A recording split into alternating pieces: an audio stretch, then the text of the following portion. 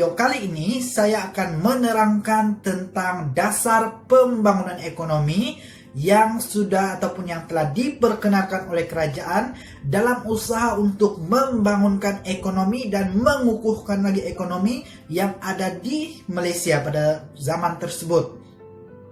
Oke, dasar pembangunan ekonomi ini telah diperkenalkan pada 12 Januari 1984.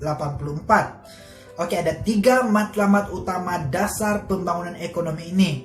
Matlamat yang pertama ialah meningkatkan pendapatan sektor pertanian sehingga ke tahap yang maksimum dengan pengurusan sumber ekonomi secara cekap.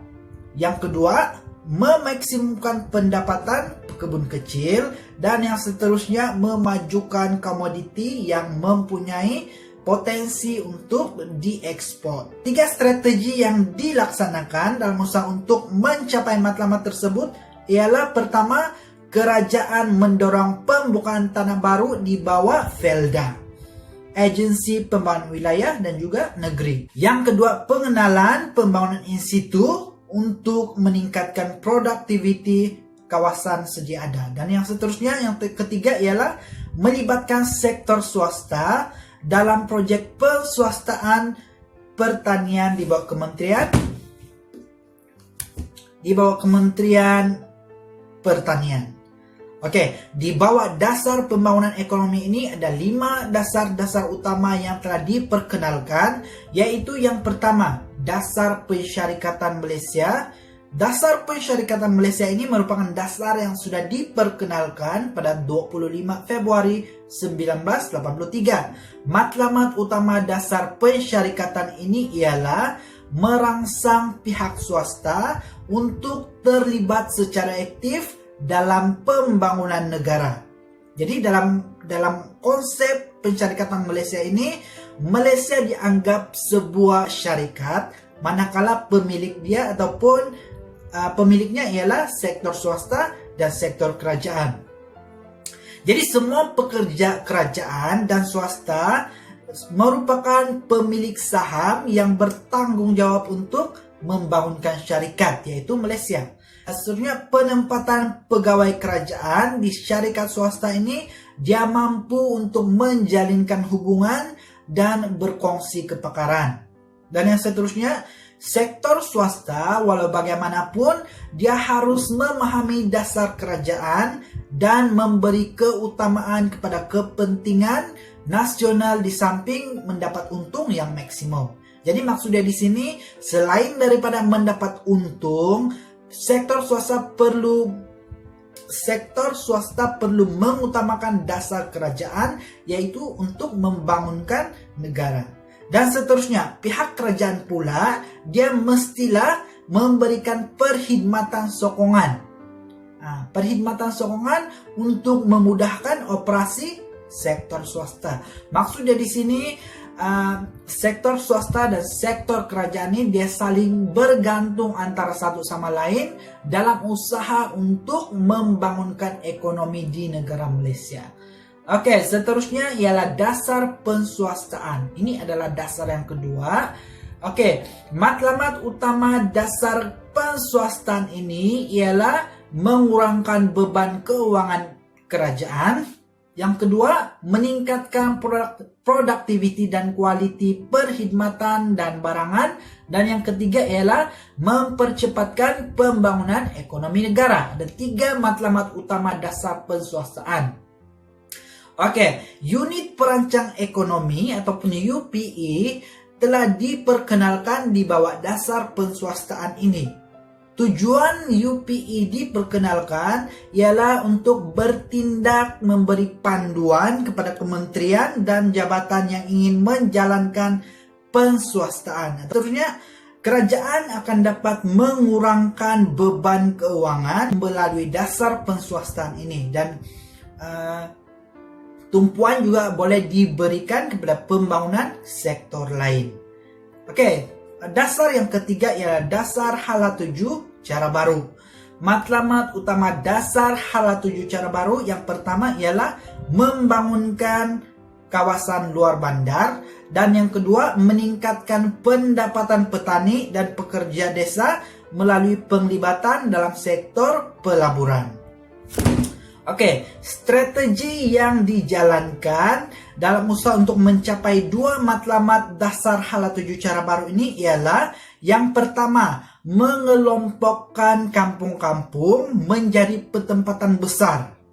Contohnya mukim. Kampung-kampung kecil digabungkan menjadi mukim supaya kemudahan dapat disediakan di kawasan tersebut. Yang kedua, meningkatkan pendapatan petani dan pekerja desa, contohnya melalui program usahawan desa. Dan yang strategi yang ketiga ialah pelaksanaan proyek pembangunan bagi meningkatkan pendapatan penduduk luar bandar. Jadi ada 3 strategi yang dijalankan di bawah dasar hala 7 cara baru dalam usaha untuk mencapai 2 matlamat yang digariskan. Oke, seterusnya ialah dasar peningkatan daya pengeluaran negara. Ini merupakan dasar yang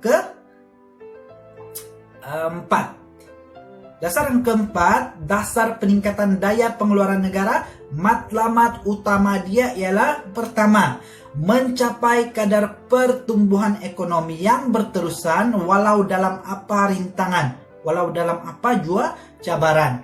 Yang kedua, memastikan penggunaan sumber negara pada tahap maksimum supaya tiada pembaziran.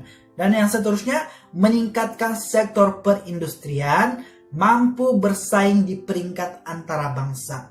Oke, sektor perindustrian ini ialah sektor perkilangan. Jadi matlamat dia untuk memastikan sektor perkilangan agar mampu bersaing di peringkat antara bangsa. Seterusnya, strategi yang dijalankan dalam usaha untuk mencapai 3 matlamat dasar peningkatan daya pengeluaran negara ini ialah yang pertama, sistem pengurusan operasi serta struktur organisasi diperbaiki. Yang kedua, melalui penggunaan teknologi modern. Yang ketiga, penerapan nilai dan etika kerja yang murni.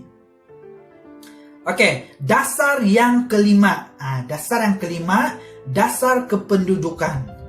Dasar kependudukan ini telah diperkenalkan oleh Tun Dr. Mahathir pada Mei 1983. Matlamat utama dia ada 2 sahaja. Yang pertama ialah untuk mencapai sasaran 70 juta orang penduduk di negara Malaysia menjelang 2100 supaya bekalan makanan tenaga kerja berterusan, produktiviti meningkat dan pasaran dapat diluaskan. Dan yang kedua, menekankan keselarasan antara kadar pertumbuhan penduduk dengan kadar pertumbuhan sosioekonomi negara. Jadi itu dia 2 matlamat utama yang digariskan di bawah dasar kependudukan ini. Jadi dalam dasar pembangunan ekonomi kita sudah mempelajari 5 dasar yang telah diperkenalkan oleh kerajaan dalam usaha untuk membangunkan ekonomi yang ada di Malaysia. 5 dasar tersebut ialah yang pertama, dasar pensyarikatan Malaysia. Kedua, dasar penswastaan. Ketiga, dasar hala 7 cara baru. Keempat, dasar peningkatan daya pengeluaran negara. Dan yang kelima ialah dasar kependudukan. Ingat, 5 dasar ini adalah dasar yang mengukuhkan atau membangunkan lagi kegiatan ekonomi yang ada di Malaysia pada zaman tersebut. Oke, itu saja untuk video kali ini. Untuk video seterusnya saya akan membincangkan pula tentang pembangunan dan perpaduan bangsa. Oke, saya harap melalui video ini kita dapat menambah sedikit sebanyak tentang pengetahuan dasar-dasar yang telah diperkenalkan di Malaysia pada awal dalam usaha untuk membangunkan ekonomi di Malaysia pada zaman tersebut. Jadi saya harap untuk pelajar-pelajar SPM dapat memahami lagi ataupun dapat mengingati lagi dasar-dasar 5 dasar yang diperkenalkan dalam usaha untuk membangunkan ekonomi di negara Malaysia.